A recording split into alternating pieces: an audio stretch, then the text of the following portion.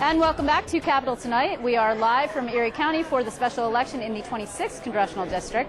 Polls are closing in less than half an hour, but you can see here at Kathy Hochul's campaign that things are starting to heat up.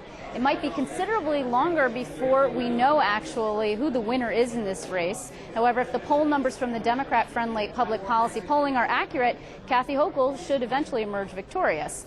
That could be, according to this poll, in large part to a drop in favorability ratings for Jane Corwin and Jack Davis.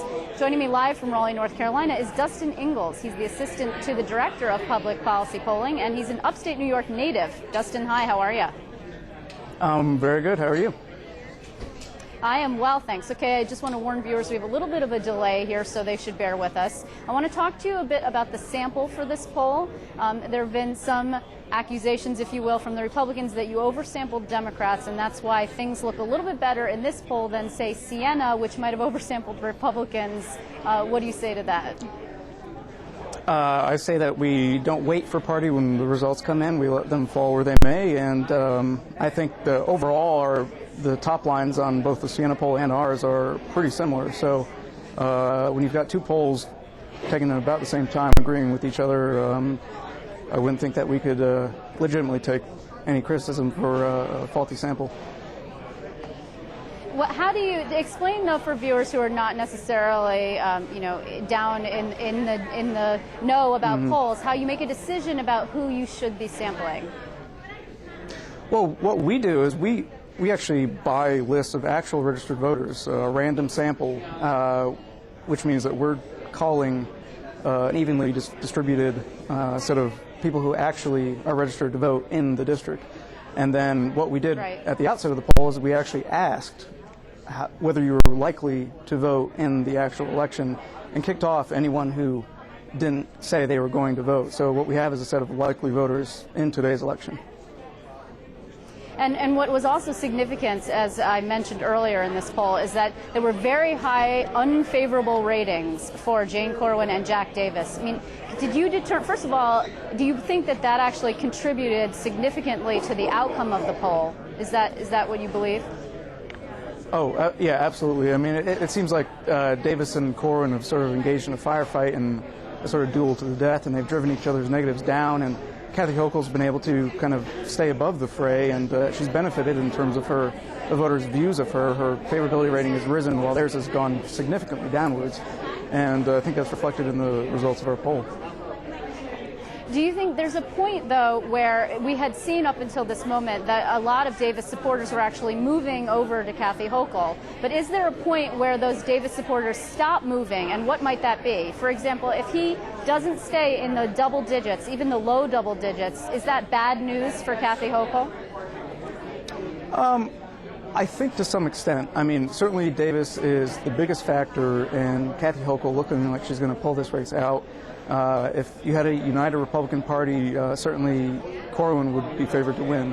But at the same time, the voters in the district are really down, particularly Republicans, are really down on their party's leadership. And in fact, Barack Obama in this Republican-leaning district is more popular than John Boehner and congressional Republicans. So you've also got the fact that not only is Kathy Hochul herself seen relatively more popular than the other two candidates, but you've got this sort of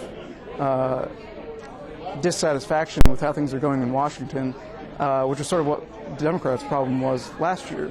And we're seeing a reverse of that now, or a reverse enthusiasm gap, where Obama voters, or where the voters in this election report actually voting for Obama by 5 points over McCain, when McCain actually won the district in 2008 by 6 points. That's a huge enthusiasm gap.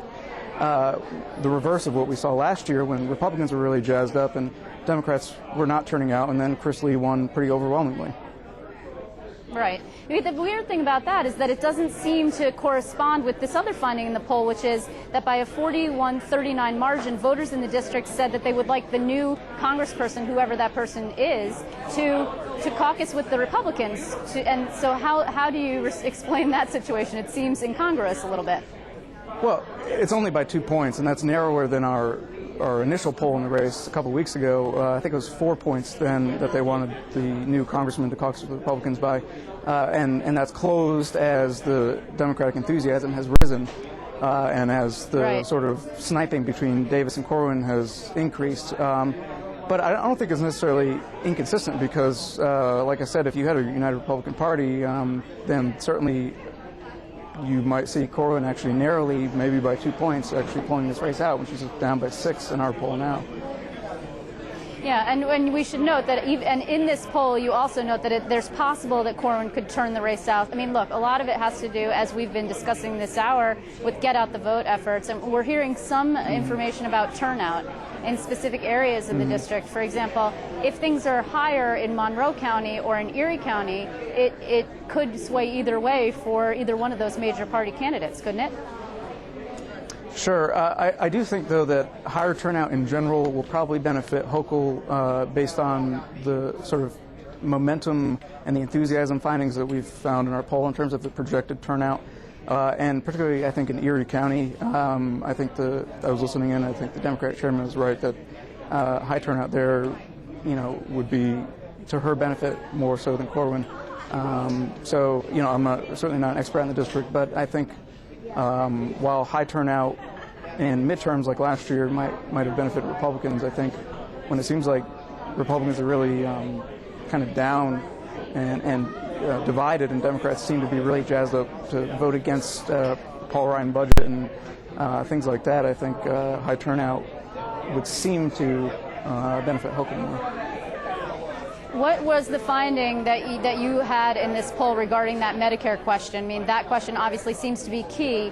And to that question, do you believe that the Democrats actually, regardless of the turnout tonight, particularly if it's very close, might the Democrats be able to take this and say, look, the race was a referendum on that Paul Ryan proposal going forward into the 2012 campaign? Well, we unfortunately didn't ask a question specifically about the Medicare issue. So I can't point to any of our poll numbers that would say that specifically, but it's kind of similar to what we're finding in our polls in general across the country, where Democrats are kind of getting more excited again, particularly compared to last year. Maybe not so much as in 2008 yet, and a lot of it is because of Medicare, and some of it also in the Midwest, which could have some spillover effect, I think, in Western New York. The whole collective bargaining issue, which hasn't played out in New York, but similar types of blue-collar voters, where you have Scott Walker in Wisconsin and John Kasich in Ohio, really, really unpopular. Democrats getting really excited about voting again and turning against the Republicans that they just elected last time. We didn't ask specifically about Medicare, but I think Democrats will and probably should point to Paul Ryan's budget and the results of this election and say, look, this is unpopular, and the public's on our side, the momentum is on our side, and yeah. Well, but to that end, the Republicans, if they pull this one out, will also be able to point to it and say, despite everything that you threw at us, Medicare included, and all that criticism, we still had a positive response from voters, no? Yeah, I mean, well, that's the thing. Hindsight is 20/20, and that's really all that spin after an election is. You can spin an election any way you want, really, and there's really, because you've got thousands and thousands of voters turning out, and they all have a different reason for voting for the candidate they vote for. There's really no single answer for why things turn out the way they do. Well, Dustin, unfortunately, we're running out of time, and we're expecting to get some results coming in soon. I want to thank you very much, of course, that this is a very close race, and I want to thank you for making time for us this evening. No problem. Thanks for having me.